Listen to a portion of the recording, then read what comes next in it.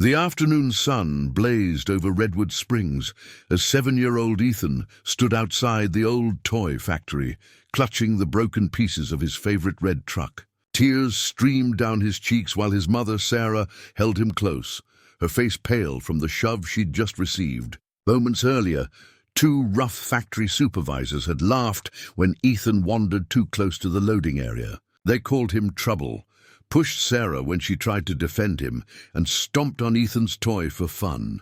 Sarah whispered softly, "It's okay, sweetheart," though her trembling voice betrayed her fear. Across the street, the distant rumble of motorcycles faded to silence as a group of bikers parked and watched. Their leader, Jack Steele Morgan, a tall man with grey-streaked hair and eyes hardened by experience, noticed the bruise on Sarah's arm and the crushed toy at Ethan's feet. Something inside him stirred, an old sense of right and wrong he could never ignore.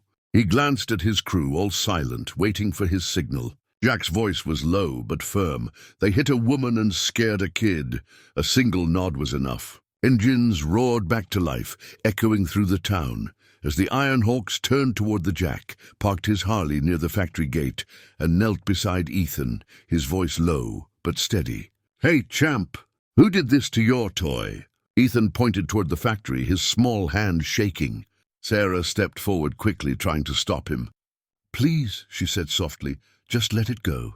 We don't want any trouble." Jack looked up at her, his gaze firm but kind. "Ma'am, trouble already found you. We're just sending it back." He rose, turned to his men, and gave a subtle hand motion. Engines thundered as the Iron Hawks rode forward in formation, their presence commanding silence across the street. Inside the factory yard, the foreman, Doyle, leaned against a post with a smirk. "Well, look what rolled in. A bunch of bikers trying to play heroes," he mocked. Jack walked up to him without hesitation, his boots crunching against the gravel. "You hit a woman and broke a kid's toy. You're going to fix that," he said quietly. Doyle chuckled, puffing out his chest, but the laughter faded as the rest of the Iron Hawks surrounded him. Jack didn't shout or threaten. He just stared, the kind of stare that made men realize when they'd crossed a line they shouldn't have. Factory.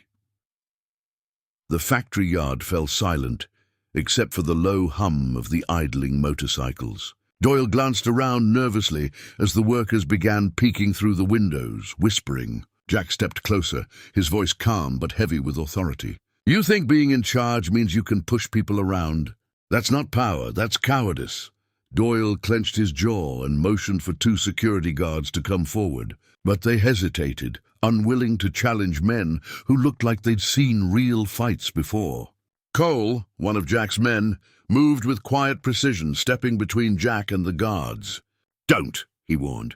The air was thick with tension. Jack's tone softened slightly as he pointed toward the crushed toy on the ground. "You broke something that mattered to a kid. Now you're going to make it right." Under the weight of those words, Doyle's arrogance cracked. With a shaky breath, he bent down, picked up the broken truck, and muttered an apology to Ethan.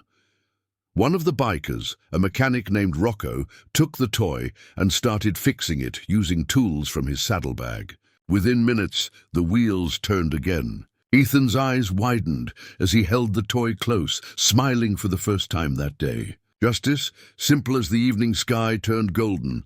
The Iron Hawks stood near their bikes, the tension finally fading. Sarah approached Jack, her voice trembling but filled with gratitude. "I don't know how to thank you," she said. Jack gave a faint smile. "You just did." "Take care of your boy." Ethan ran up, holding his repaired truck tightly, his eyes shining. "Mister, you fixed it." Jack knelt and smiled. "Nah, kid. You just needed a little help."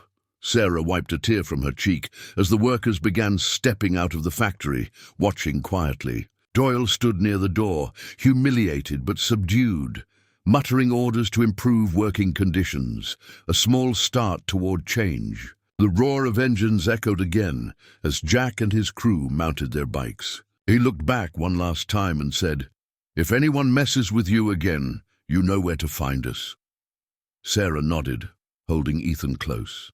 The Iron Hawks rode off down the open road, their headlights cutting through the dusk. Ethan waved until they disappeared beyond the trees. That night, as Sarah tucked him into bed, he whispered, "Mom, they were like real superheroes." She smiled softly. "Maybe not superheroes, sweetheart, just real men who still believe in right and wrong." Ian Silent had spoken.